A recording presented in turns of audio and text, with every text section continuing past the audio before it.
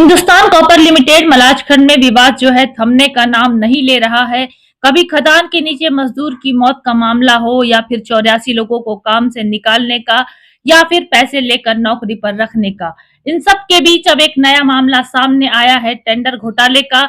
आरोप है कि सिक्योरिटी सर्विसेज और अन्य कामों के लिए एचसीएल मलाजखंड से 3 टेंडर निकाले गए थे, जो कि तीनों की तीनों टेंडर एक ही कंपनी महावीर इंटरप्राइजेस को मिले हैं।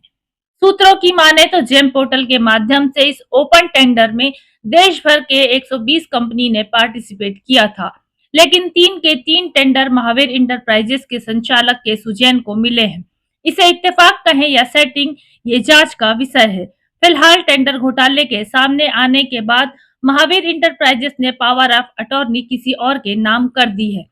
इस पूरे मामले की शिकायत पीएचक्यू भोपाल कर दी गई है और इसके खिलाफ हाईकोर्ट में याचिका भी दायर की गई है। इस बारे में HCL HR head Rajiv Chordia से बात करनी चाहिए तो उन्होंने मीडिया के सामने आने से इनकार कर दिया। खैर, हमारे पास वो तमाम वीडियो, ऑडियो और रिटन एविडेंस मौजूद है जिसमें एचसीएल के भ्रष्टाचार और काले कारनामे मौजूद हैं, जिसका खुलासा हम परत दर परत करते रहेंगे। एक मुद्दा आया है कि सिक्योरिटी का लाइसेंस बिना पसारा के केशु जैन जी को दे दिया गया है। इसके बारे में हम लोगों ने हाई कोर्ट में पीएल लगाया हुआ है और पसारा का लाइसेंस को लेकर हम लोगों ने पीएचक्यू पुलिस विभाग को इसकी जानकारी दी है और इसका आवेदन किया हुआ है। इसकी सारी जांच 1 से 2 दिन के भीतर में इसकी जांच शुरू हो जाएगी। देखिए, लीगल चीजों को मांग करने में कोई दिक्कत नहीं है, इनको अधिकार नहीं है। ये जो लोग यहाँ पर ड्रेस पहना रहे, इनको ड्रेस पहनाने का अधिकार कहीं से कहीं तक के नहीं है। हिंदुस्तान कॉपर लिमिटेड ने अगर इन्हें ड्रेस पहनाया है तो इसके पास पसारा का लाइसेंस होगा, उस ठेकेदार के पास, वो जवाब दे देंगे। मैंने बार बार एक ही चीज बोला था, ऐसी कौन सी चक्री जो केशु जैन पे आके रुक रही। भाई साहब, एक सिंपल सी गणित है, 120 लोग पार्टिसिपेट करते हैं, ये ओपन टेंडर है जैम का। ऑल ओवर इंडिया से 120 लोग पार्टिसिपेट करते हैं हर एक प्रदेश से। उस 120 में कुछ लोग सिलेक्ट होते हैं। ऐसी कौन सी चक्री, सच बताना, आप लोग भी सोच रहे हैं इस बारे में, ऐसी कौन सी चक्री जो घूम फिर कर तीनों जगह वहीं आके रुक रही है? इसका जवाब मुझे मैनेजमेंट दे दे लिखित में। मेरे कोई ज्यादा बड़े सवाल जवाब नहीं है। यहाँ पर जो इतनी बड़ी धाराशाही चल रही है ना, राजीव चौरड़िया साहब, आपको भारत सरकार सिर्फ पैसा देती है लेबरों का सुरक्षा, लेबरों का पेमेंट, लेबरों को काम करवाने का, ना कि करप्शन करने का। ये आप अच्छे समझ लें।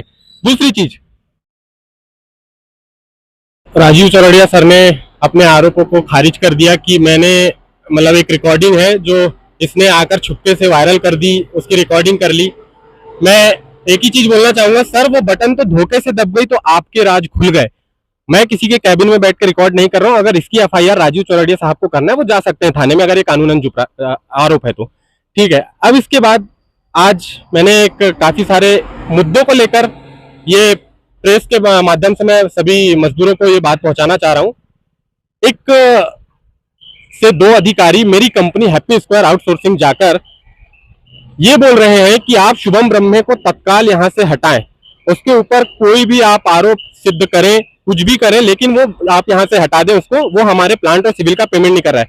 भाई, मैंने आज के कुछ दिन पहले यही लिखित में दिया हुआ था मैनेजमेंट को कि मुझे मैनेजमेंट ये लिखकर दे दे कि ये आदमी किसके है। जो आदमी 61 से 62 लोग प्लांट और सिविल में काम कर रहे हैं, ये आदमी किसके? इनके 4 अंकों का कोड जो एचसीएल हिंदुस्तान कॉपर लिमिटेड ने बनाया है, उसका पेमेंट मैं कैसे करूंगा? जब हिंदुस्तान कॉपर लिमिटेड मेरे बनाए हुए कोड में अधिकार नहीं जता पा रहा है, तो हिंदुस्तान कॉपर लिमिटेड के बनाए हुए कोड में मेरा कोई हस्तक्षेप नहीं है। उनका सभी का पेमेंट हिंदुस्तान कॉपर लिमिटेड ही करेगा, नहीं करेगा उसकी जवाबदारी मेरी नहीं है।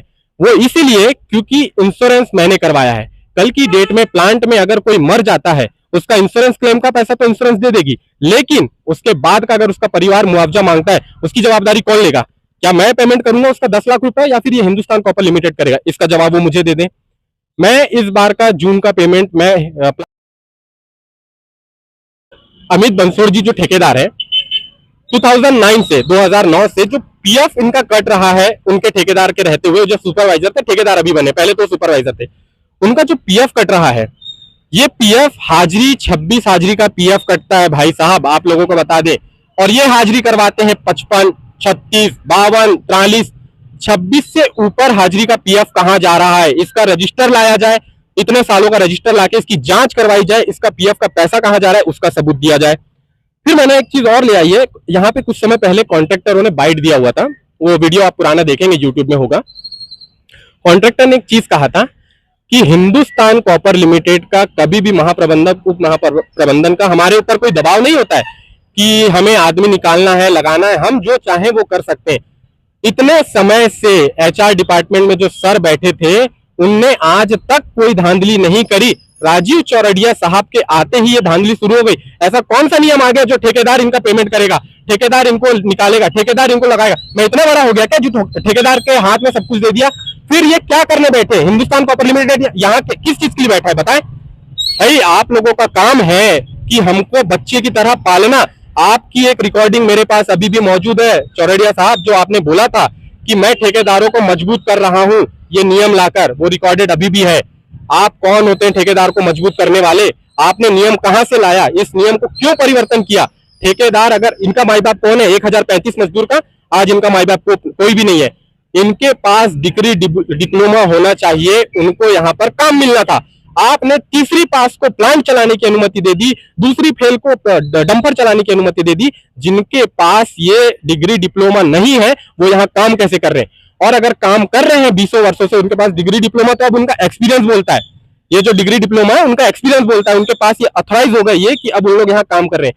भाई साहब, जो डिग्री डिप्लोमा होल्डर रहता है उसकी तनख्वाह होती है 35,000, 40,000, 50,000, 80,000।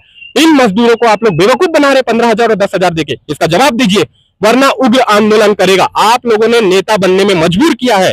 अब मैं कोई ना कोई किसी ना किसी संगठन के माध्यम से आप लोगों तक ये बात पहुंचाता रहूंगा हमेशा की तरह।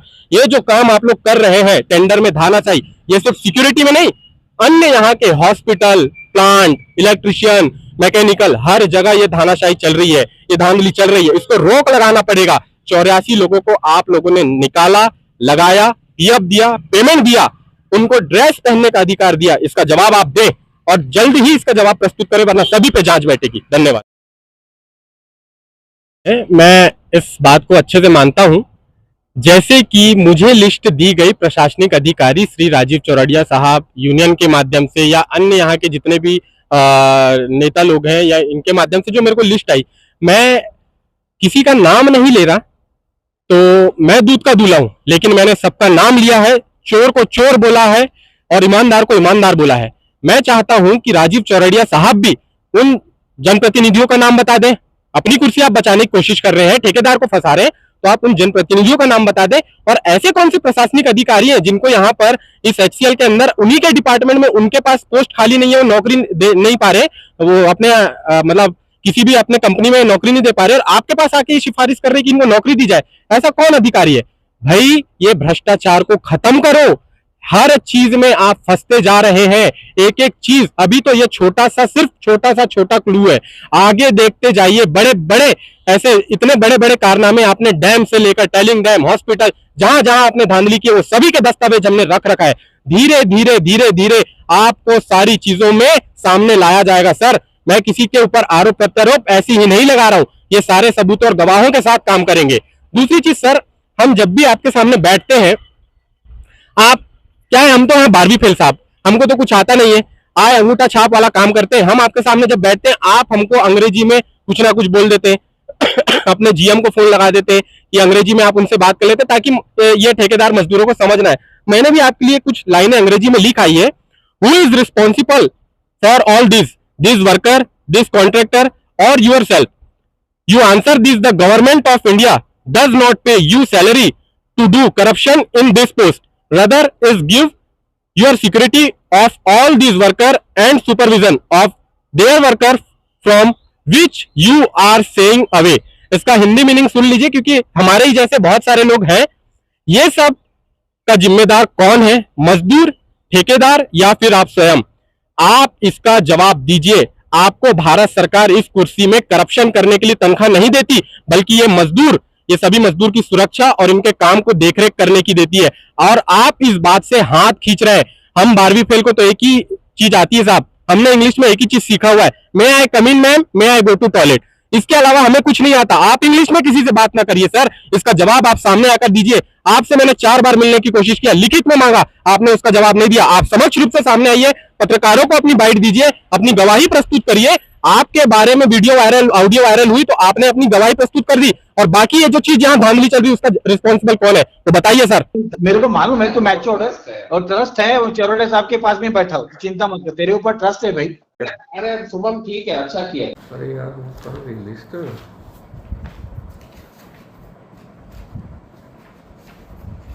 मैंने तो वो इतनी कॉन्फिडेंस से बुलाया कि तू आ, मैं देता हूँ तेरे को खत्म करते हैं।